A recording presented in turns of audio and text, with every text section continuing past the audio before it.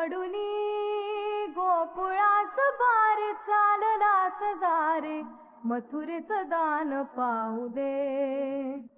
सोडूनी गोकुळास बारे चाललास दारे मथुरेचं दान पाहू दे.